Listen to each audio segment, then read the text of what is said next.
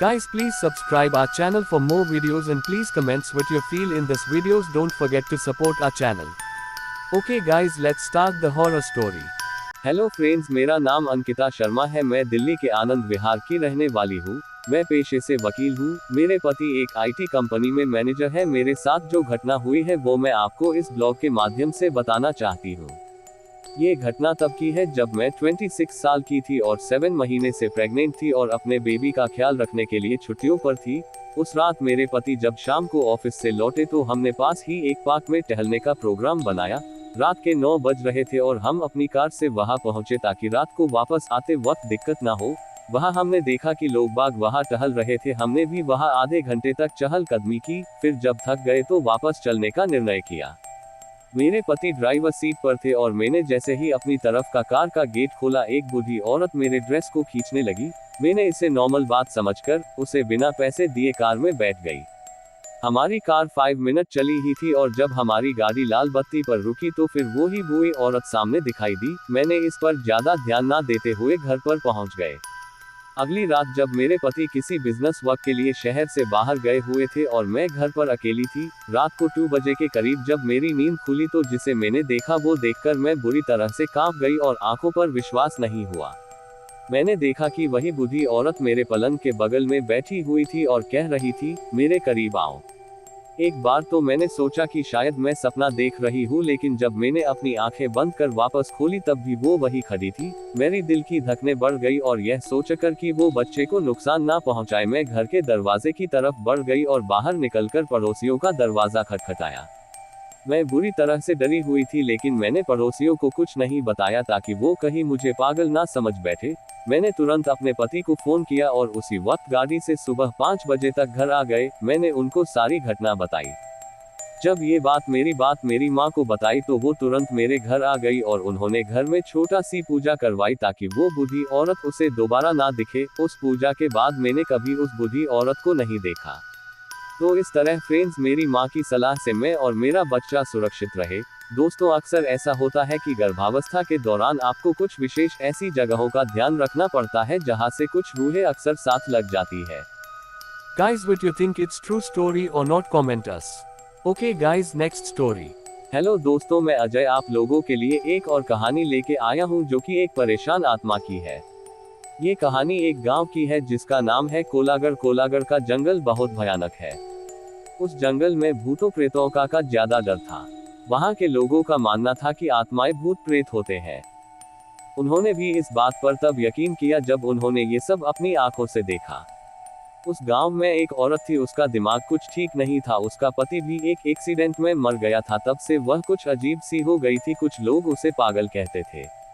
एक बार की बात थी कि सुबह सुबह गांव का एक आदमी जिसका नाम भोला राम था, वह शहर की और कुछ जरूरी काम से निकल पड़ा। गांव के आने जाने का एक ही रास्ता था, वह भी जंगल से गुजरता था। इसलिए लोग उसमें अंधेरे में डर के मारे नहीं जाते थे और शाम होते ही कोई जंगल की तरफ नहीं जाता था। भोला राम जब उस जंगल से जा रहा था, गांव से कुछ दूर ही जंगल में उसे एक औरत की लाश पेड़ पर लटकती नजर आई। वह एकदम डर गया और भागता हुआ गांव वापस आया। कुछ लोगों ने उसे इस तरह से भागते देख कहा, क्या हुआ भोला राम, तुम तो अभी शहर के लिए निकले थे और तुम भागते हुए वापस क्यों आ गए? तब भोला राम ने बताया कि मैंने अभी किसी की लाश को पेड़ पर लटकते देखा। वह लाश किसी औरत की है।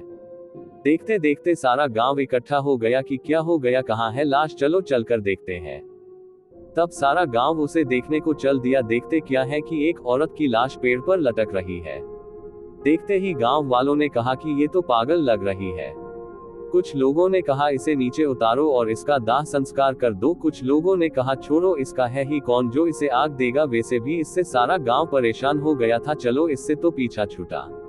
कुछ बूढ़े लोगों ने कहा कि ऐसा नहीं कहते, शरीर का दाह संस्कार करना जरूरी होता है, नहीं तो उसकी आत्मा भटकती रहती है।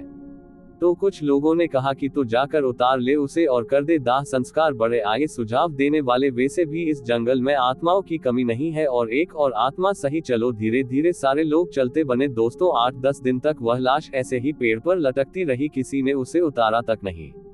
एक दिन अचानक उस लाश की रस्सी टूटकर पेड़ों पर अटक गई और पत्तों से छुप गई। समय बीतता गया। एक दिन गांव का हरिया नाम का व्यक्ति उस रास्ते से जा रहा था कि उसे वही पागल सामने दिखाई दी। वह एकदम डर गया, उसका सारा शरीर कांपने लगा और उसके पलक झपकते ही वह गायब हो गई। हरिये ने सोचा कि मैं तो मन में ऐसे ही सोच रहा था, और वह आगे चल दिया। तभी एकदम उसकी और एक सांड दौड़ते हुए आया और उसे जोर से टक्कर मार के चला गया। हरिया उल्टा गिरा, उसके बहुत जोर से चोट आई। उसने जैसे ही पीछे मुड़ के देखा तो कोई नहीं। उसने जैसे ही फिर आगे को देखा तो उसके आगे एक औरत खड़ी हो गई। वह एकदम डर गया और कांपने लगा। उसकी शक्ल तो ऐसी थी कि तरफ गाल की हड्डियां और एक तरफ जला हुआ सा चेहरा, आंखें अंदर धंसी हुई, नाखून बड़े बड़े। वह उसे देखकर ऐसा डरा कि वह बेहोश होके गिर पड़ा। उसकी आंखें खुली तो वह एकदम डर गया। उसने अपने आप को घने जंगलों के बीचों बीच पाया। उसके पेट में तो पानी हो गया। चारों तरफ से आवाजें आ रही थी, कहीं पत्तों में खर खर की आवाजें तो कहीं शेर के दहड़ने की आवाजें। वह इतना डर हुआ था कि उसे तो भागना ही नहीं आ रहा था। वह वहां से धीरे धीरे डरता हुआ जंगल में से भटकता हुआ बाहर आया। उसे जंगल से निकलते निकलते अंधेरा हो गया था। वो अब और डर रहा था कि पहले तो एक भूत था, पर अब ना जाने कितनों से पला पड़ेगा। पता नहीं आज मैं यहाँ से जिंदा निकलूंगा कि नहीं। उसके मन में अजीब अजीब से ख्याल आ रहे थे। वह भागता ही चला जा रहा था। भागते भागते वो जाने कैसे उस जंगल से बाहर निकल के आया। उसे इस हालत में देख कुछ लोगों ने उससे पूछा कि इतनी रात को कहां से आ रहे हो, तुम्हें डर नहीं लगता क्या? उसने कुछ भी जवाब नहीं दिया। उसे विश्वास नहीं हो रहा था कि मैं गांव में जिंदा आ गया हूं। उसकी हालत देखकर कह रहे थे कि इस हरिया को क्या हो गया है। वह घर पहुंचा और जाकर की ओढ़ कर सो गया। उसकी औरत ने उसे खाना खाने के लिए कहा, पर उसने कुछ जवाब नहीं दिया। उसने रात को एक सपना देखा और उस सपने में उसी परेशान आत्मा को देखा। वह उससे रो रो कर कह रही थी, मुझे बचा लो, मुझे इस नरक से बचा लो, ये लोग मुझे मार डालेंगे। ऐसा सपना देखकर वह उठ खड़ा हुआ। उसके पसीना निकल आया था और वह ये सोच रहा था कि ये सब मेरे साथ क्यों हो रहा है। सुबह हो गई लेकिन हरिया नहीं जगा। तब उसकी पत्नी ने उसे जगाने के हाथ लगाया तो उसे उसके चेहरे में उसी का चेहरा दिखा। वह चिल्ला पड़ा। तब उसकी ने कहा, क्या हुआ, तुम शाम से कुछ अजीब से डरे हुए लग रहे हो, न शाम को खाना खाया तुम्हें, आखिर हुआ क्या है, मुझे बताओ। तब उसने सारी बात बताई। तब वह जाकर समझी कि आप तभी परेशान हो।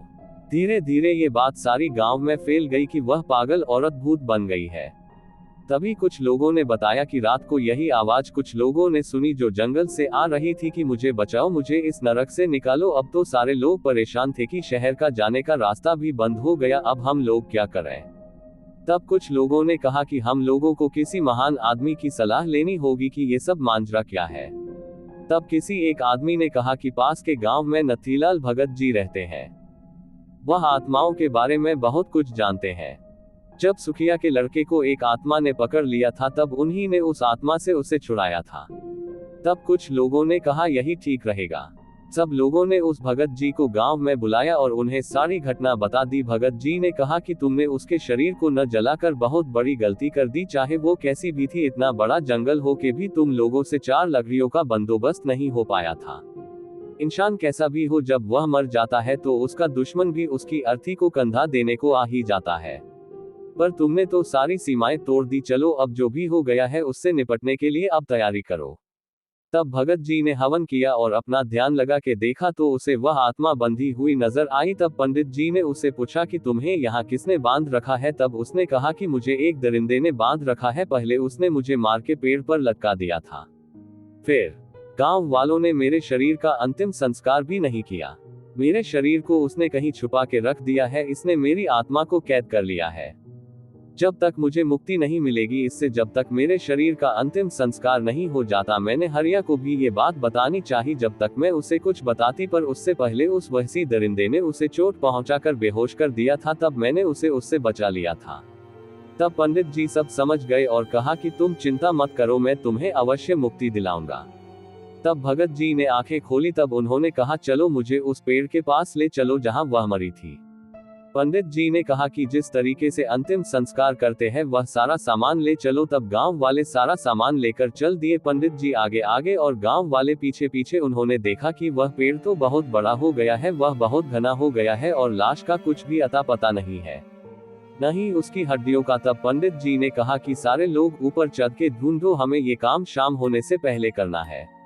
तब सारे लोग उस पेड़ पर चढ़कर उस लाश को ढूंढने लगे। बहुत देर तक वह लाश नहीं मिली। सारे लोग सोचने लगे लाश गई तो गई कहाँ, न हड्डियों का पता कहाँ गई, एक भी हड्डी नहीं मिली। तब पंडित जी ने नींबू दे दिया सबको और कहा जहाँ ये नींबू लाल हो जाए समझना वहीं पर लाश है। 2-3 मिनट बाद एक आदमी ने कहा, ये रही लाश, ये तो हड्डियों का ढांचा है। उसका इतना कहते ही सारे लोग चीखने लगे, भूत भूत। उनके सामने एक भयानक आदमी खड़ा है, उसके ये बड़े बड़े दांत, आंखें लाल लाल, मुंह भेड़िए जैसा, ये बड़े नाखून। लोग डर के मारे ऊपर से कूद गए। एक को तो उस भेड़िए ने ऐसा पकड़ के फेंका कि वह सीधा नीचे आके गिरा। हा हा हा हा चिल्लाने लगा, कोई नहीं ले जाएगा इसे, यह मेरी है, इसे मैंने वर्षों से सजा के रखा है। उसने गुस्से में सारा पैर झकझोर दिया। ऐसा होते देख पंडित जी ने मंत्र पढ़ना शुरू किया। पंडित जी को मंत्र पढ़ते देख उसने उन पर हमला बोल दिया। पंडित जी को उठाकर फेंक दिया, पर पंडित जी के मंत्र बंद नहीं हुए। उन्होंने जो मंत्र पढ़ के उसके ऊपर मिट्टी फेंकी, उसके शरीर पर जहां जहां मिट्टी पड़ी उसका शरीर वहीं से गलता जा रहा था। उसका एक हाथ टूटकर गिरा, वह पंडित जी के ऊपर ऐसा झपटा, पंडित जी उस जगह से हट गए और वह नीचे जा गिरा। पंडित जी ने फिर मंत्र पढ़ के उसके शरीर पर मारा, वह वही ढेर हो गया। उसकी आत्मा निकल के एक गांव वाले के अंदर घुस गई। उसने गांव वालों को ही मारना शुरू कर दिया। उसने तो एक का सिर फाड़ दिया और एक का हाथ चबा गया। इतना खतरनाक होता जा रहा था। उधर शाम होती जा रही थी, तब पंडित जी ने उसकी और रस्सी फेंकी और दूसरी और एक आदमी ने पकड़ के उसे एक पेड़ से बांध दिया और उसको 2-4 मंत्र पढ़ के मारे और लोगों से कहा, शाम होने वाली है, इससे पहले यहाँ और आत्माएं आए, पहले उस शव को नीचे उतारो और उसका अंतिम संस्कार कर दो। तब कुछ लोगों ने उसे उठाकर लकड़ियों पर लिटा करा आग लगा दी। वह पेड़ से बंधा हुआ चिल्लाए जा रहा था, मत जलाओ उसे, मत जलाओ उसे। देखते देखते वह हड्डियां राख में परिवर्तित हो गई। उसमें से एक ज्वाला उठती हुई बाहर आई और पंडित जी को नमस्कार किया और कहा कि अगर इसको मारना है तो उसके पहले वाले शरीर को जला दो, तब वह खुद उसके शरीर से निकल जाएगा। ऐसा कहते हुए वह आग का गोला बनकर आकाश की ओर चली गई। तब पंडित जी ने देर न करते हुए उसके शरीर को भी जला दिया। तब वह फिर चिल्लाया, मुझे मत जलाओ, मुझे मत जलाओ। तब तक आग उसके शरीर को जला चुकी थी और उसकी आत्मा उस गांव वाले के शरीर से निकलकर आकाश में चली गई। तब उस आदमी को रस्सी से छोड़ दिया। तब उसका शरीर होश में आया। तब सब लोग उसे लेकर गांव आए। तब सबने भगत जी को राम राम कहा और भगत जी अपने गांव चले गए। तब से उस गांव शांति आ गई। Guys, what you think it's true story or not? Comment us. Okay guys, next story. पिछली कहानी में आपने पढ़ा एक दीवानी चुड़ैल के बारे में, और आपने ये भी पढ़ा कि किस प्रकार छूटा था उस दीवानी चुड़ैल से पीछा। अब जो कहानी मैं आप लोगों को सुनाने जा रहा हूँ वह है एक ऐसे आदमी की जिसको पता नहीं क्या सूझा कि वह शादी करने के लिए एक चुड़ैल के पीछे ही पड़ गया। वह उस चुड़ैल को पाने के लिए बहुत सारे हथकंडे अपनाए, पर क्या वह सफल हुआ? क्या वह चुड़ैल उससे शादी करने के लिए राजी हुई? आइए इस रहस्य पर से पर्दा उठाते हैं। बात कोई 13 to 14 साल पुरानी है और मेरे मित्र की माने तो एकदम सही। अरे इतना ही नहीं, मेरे मित्र के अलावा और भी कई लोग इस घटना को बनावटी नहीं सच्ची मानते हैं। कुछ लोगों का तो ये भी कहना है कि मेरे मित्र और चुड़ैल के बीच जो रोमांचक बातें हो रही थी उसके वे लोग भी गवाह हैं, क्योंकि उन लोगों ने वे सारी बातें सुनी। तो आइए अब आपका वक्त जाया न करते हुए मैं अपने मित्र रमेश के मुखारबिंदु से सुनी इस घटना को आप लोगों को सुनाता हूँ। उस समय रमेश की उम्र कोई 22 to 23 साल थी और आप लोगों को तो पता ही है कि गांवों में इस उम्र में लोग बच्चों के बाप बन जाते हैं, मतलब परिणय बंधन में तो बंध ही जाते हैं। हाँ, तो रमेश की भी शादी हुए लगभग 4 to 5 साल हो गए थे और 1.5-2 साल पहले ही उसका गौना हुआ था। उस समय रमेश घर पर ही रहता था और अपनी MA की पढ़ाई पूरी कर रहा था। ये घटना जब घटी उस समय रमेश एक 20 to 25 दिन की सुंदर बच्ची का पिता बन चुका था। हाँ, एक बात मैं आप लोगों को बता दूं कि रमेश की बीवी बहुत ही निडर स्वभाव की महिला थी। ये गुण बताना इसलिए आवश्यक था कि इस कहानी की शुरुआत में इसकी निडरता अहम भूमिका निभाती है। एक दिन की बात है कि रमेश की बीवी ने अपनी निडरता का परिचय दिया और अपनी नन्ही बच्ची, उम्र लगभग 1 माह से कम ही, और रमेश को बिस्तर पर सोता हुआ छोड़ 4 बजे सुबह उठ गई। गांवों में आजकल तो लोग पाखाना घर बनवाने लगे हैं, पर 10 to 12 साल पहले तक अधिकतर घरों की महिलाओं को नित्य क्रिया, दिशा मैदान हेतु घर से बाहर ही जाना पड़ता था और घर की सब महिलाएं नहीं तो कम से कम 2 एक साथ घर से बाहर निकलती थी। ये महिलाएं सभी लोगों के जगने से पूर्व ही बम मुहूर्त में जगकर खेतों की ओर चली जाती थी। ऐसा नहीं था कि रमेश की बीवी पहली बार 4 बजे जगी थी। अरे भाई, वह प्रतिदिन 4 बजे ही जगती थी, पर निडरता का परिचय इसलिए कह रहा हूँ कि और दिनों की तरह उसने घर के किसी महिला सदस्य को जगाया नहीं और अकेले ही दिशा मैदान हेतु घर से बाहर निकल पड़ी। दरअसल गांव में लड़कोरी महिला जच्चा, जिसका बच्चा अभी 6 महीना तक का न हुआ हो, उसको इलवांती बोलते हैं और ऐसा कहा जाता है कि ऐसी महिला पर भूत प्रेत की छाया जल्दी पड़ जाती है या भूत प्रेत ऐसी महिला को जल्दी चपेट में ले लेते हैं। इसलिए ये अलवांती महिलाएं जिस घर में रहती हैं वहां आग जलाकर रखते हैं या कुछ लोग इनके तकिया के नीचे चाकू आदि रखते हैं। खैर, रमेश की बीवी ने अपनी निडरता दिखाई और वह निडरता उस पर भारी पड़ी। वह अकेले घर से काफी दूर खेतों की ओर निकल पड़ी। हुआ ये कि उसी समय पंडित जी के श्रीफल बेल पर रहने वाली चुड़ैल उधर घूम रही थी और न चाहते हुए भी उसने रमेश की बीवी पर अपना डेरा डाल दिया। हाँ, फर्क सिर्फ इतना था कि वह पहले दूर दूर से ही रमेश की बीवी का पीछा करती रही, पर अंततः उसने अपने आप को रोक नहीं पाई और जो ही रमेश की बीवी घर पहुंची उस पर सवार हो गई। रमेश भी लगभग 5 बजे जगा और भैंस आदि को चारा देने के लिए घर से बाहर चला गया। जब वह घर में वापस आया तो अपनी बीवी की हरकतों में बदलाव देखा। उसने देखा कि उसकी बच्ची रो रही है, पर उसकी बीवी आराम से पलंग पर बैठकर पैर पसारे हुए कुछ गुनगुना रही है। रमेश एक बार अपनी रोती हुई बच्ची को देखा और दूसरी बार दांत निपोड़ते और पलंग पर बेखौफ बैठी हुई अपनी बीवी को। उसको गुस्सा आया और उसने बच्ची को अपनी गोद में उठा लिया और अपनी बीवी पर गरजा, बच्ची रो रही है और तुम्हारे कान पर जू तक नहीं रेंग रही है। अरे ये क्या! रमेश की बीवी ने तो रमेश के इस गुस्से को नजरअंदाज कर दिया और अपने में ही मस्त बनी रही। रमेश का गुस्सा और बढ़े इससे पहले ही रमेश की भाभी वहां आ गई और रमेश की गोदी में से बच्ची को लेते हुए उसे बाहर जाने के लिए कहा। अरे ये क्या! रमेश का गुस्सा तो अब और भी बढ़ गया। उसे समझ में नहीं आ रहा था कि आज क्या हो रहा है। जो औरत उसकी बीवी अपने से बड़ों के उस घर में आते ही पलंग पर से खड़ी हो जाती थी, वही बीवी आज उसके भाभी के आने के बाद भी पलंग पर आराम से बैठे मुस्कुरा रही है। खैर, रमेश तो कुछ नहीं समझा, पर उसकी भाभी को सब कुछ समझ में आ गया और वे हंसने लगी। रमेश को अपनी भाभी का हंसना मूर्खतापूर्ण लगा और वह अपने भाभी से बोल पड़ा, अरे आपको क्या हुआ? ये उल्टी पुल्टी हरकतें कर रही है और आप हैं कि हंसे जा रही है।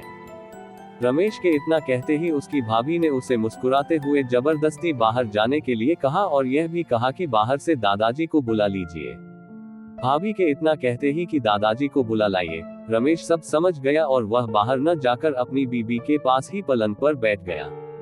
इतने ही देर में रमेश के घर की सभी महिलाएं वहां एकत्र हो गई थी और अगल बगल के घरों के भी कुछ नर नारी।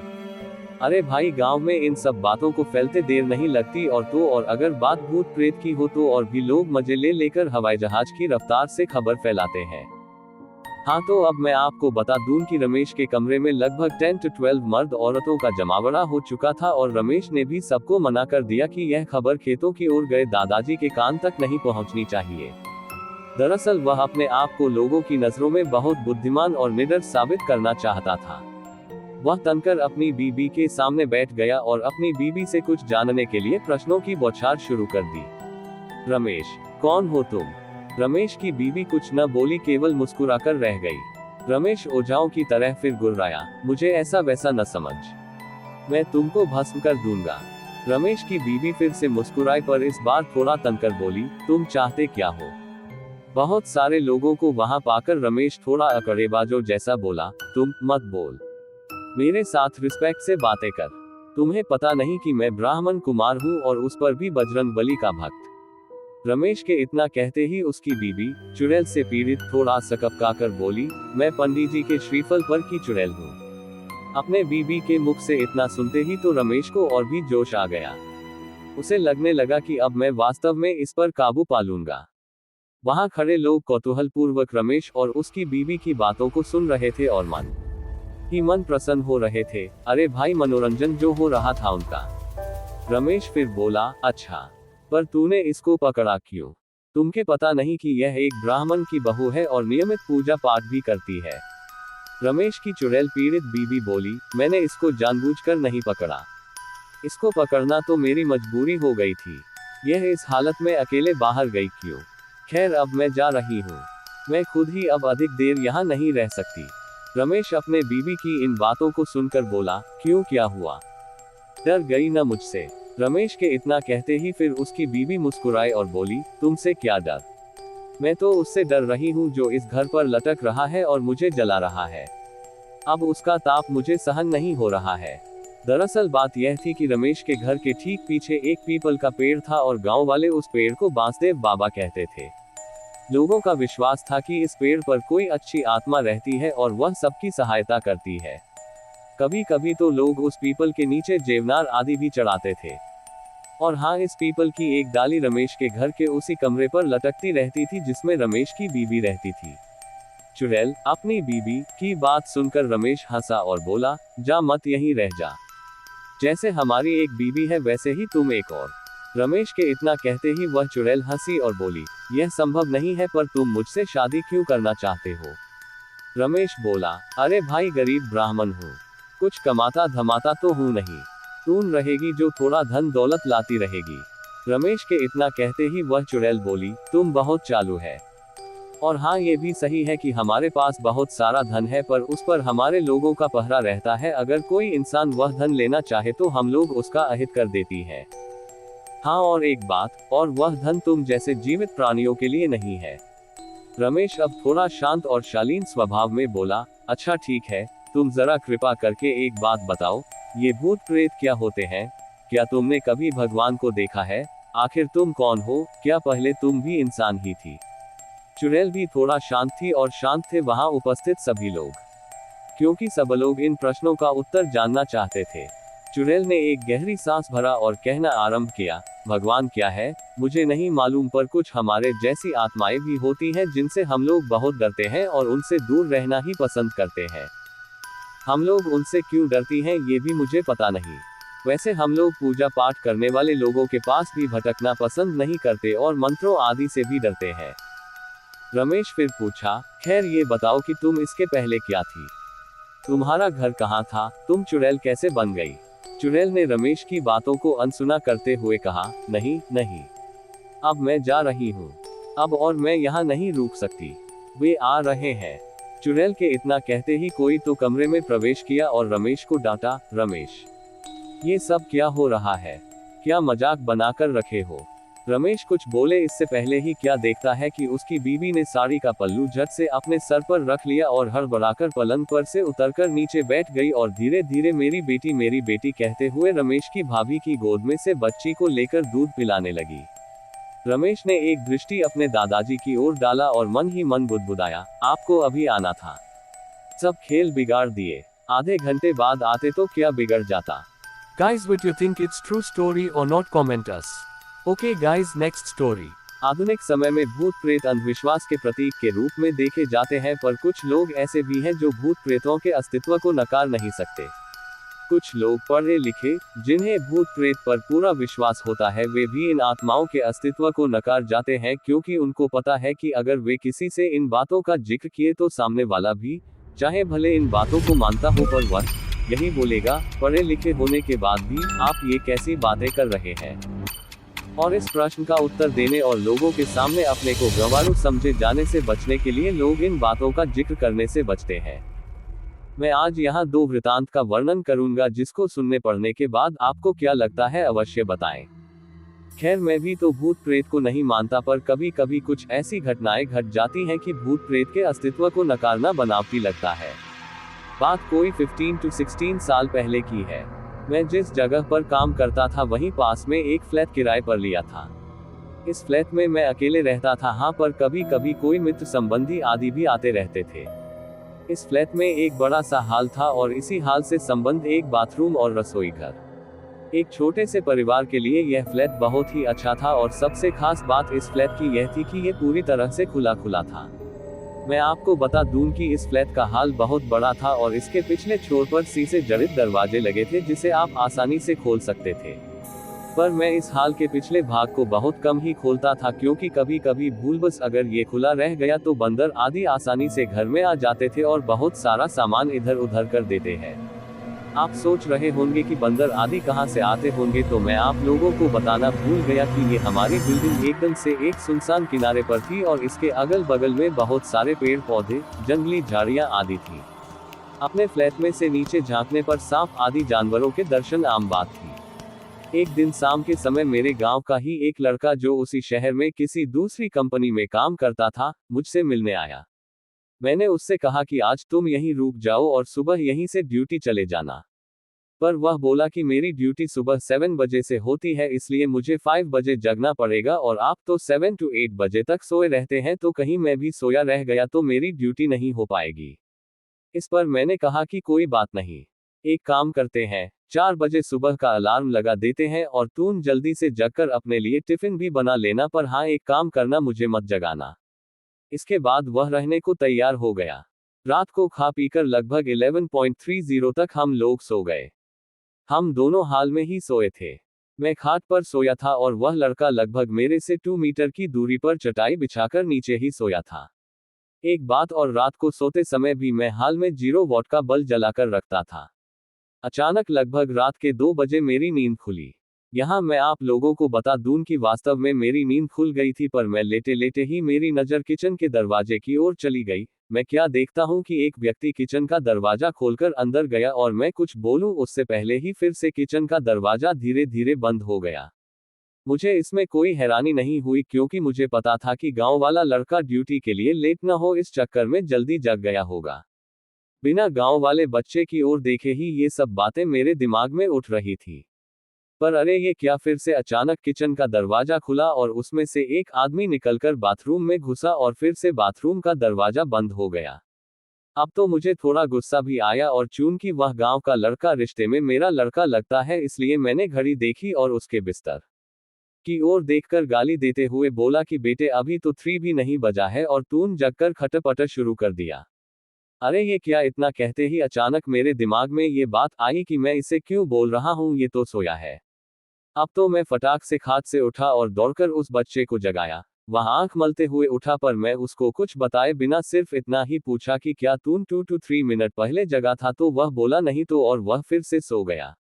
अब मेरे समझ में कुछ भी नहीं आ रहा था। मैंने हाल में लगे ट्यूब को भी जला दिया था। अब पूरे हाल में पूरा प्रकाश था और मेरी नजरें अब कभी बाथरूम के दरवाजे पर तो कभी किचन के दरवाजे पर थी, पर किचन और बाथरूम के दरवाजे अब पूरी तरह से बंद थे। अब मैं हिम्मत करके उठा और धीरे से जाकर बाथरूम का दरवाजा खोला।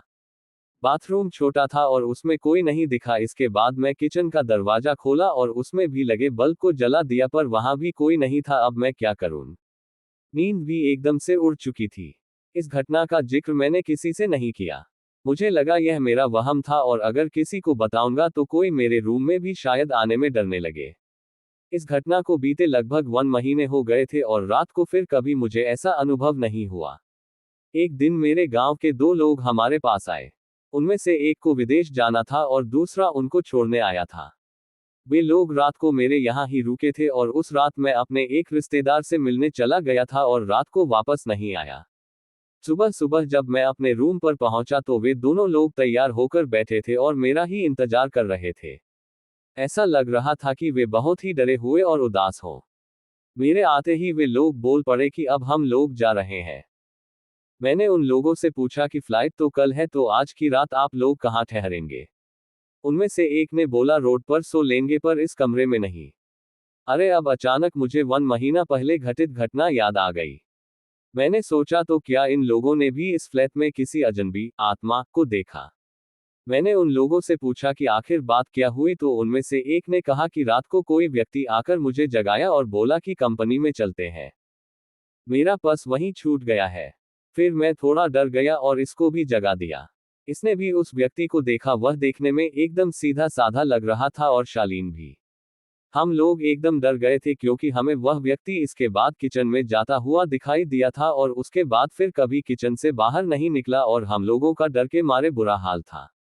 हम लोग रात भर बैठकर हनुमान का नाम जपते रहे और उस किचन के दरवाजे की ओर टकटकी लगाकर देखते रहे, पर सुबह हो गई है और वह आदमी अभी तक किचन से बाहर नहीं निकला है। अब तो मैं भी थोड़ा डर गया और उन दोनों को साथ लेकर तेजी से किचन का दरवाजा खोला, पर किचन में तो कोई नहीं था। हाँ, पर किचन में गौर से छानबीन करने के बाद हमने पाया कि कुछ तो गड़बड़ है। जी हाँ, दरअसल फ्रिज खोलने के बाद हमने देखा कि फ्रिज में लगभग जो 1 किलो टमाटर रखे हुए थे वे गायब थे, और टमाटर के कुछ बीज, रस आदि वहीं नीचे गिरे हुए थे, और इसके साथ ही किचन में एक अजीब गंध फैली हुई थी। खैर पता नहीं ये हम लोगों को वहम था या वास्तव में कोई आत्मा हमारे रूम में आई थी। मैंने इससे छुटकारा पाने के लिए उस फ्लैट को ही चेंज कर दिया और दूसरे बिल्डिंग में आकर रहने लगे। Okay guys, if you like the story then subscribe our channel. The story is finished, but don't worry, we brings you a new horror story just for you, and don't forget to subscribe. Thank you all.